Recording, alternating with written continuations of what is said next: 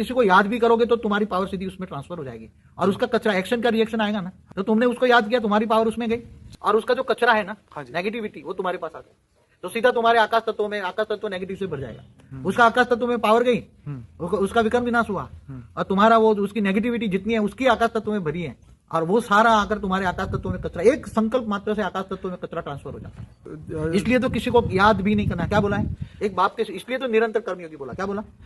अगर आगे बढ़ना है बिजनेस में तो याद करो, बाप की याद में रहकर उसको क्यों याद करते हो? हजारों लोग हमको, आपको डीलिंग करनी पड़ेगी, उनको मिलना पड़ेगा, उनसे बात, मगर तुम आत्मस्वरूप में रहकर डीलिंग करोगे ना, तो उसका तुम उसको याद नहीं कर रहे ना, डील कर रहे हो। ठीक है, तुम उसको याद नहीं कर रहे हो। याद किसको करते हो?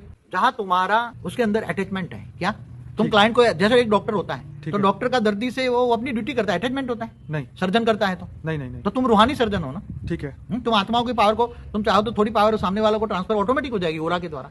ठीक है, तो ओरा में आ जाएगा तो वो तुम जो कहोगे सब ठीक हो जाएगा। कम से कम लोगों को मिलो। क्या पहला ही स्लोगन क्या है?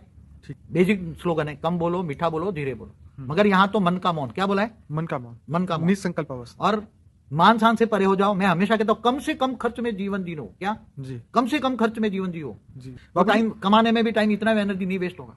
और निरंतर, अब तो जल्दी उड़ के जाना है जो अपने बलबूते पर जाएगा, क्योंकि ये आत्मस्वरूप की अनुभूति नहीं करेगा, पावर देंगे तो भी रैप्चर नहीं होगा।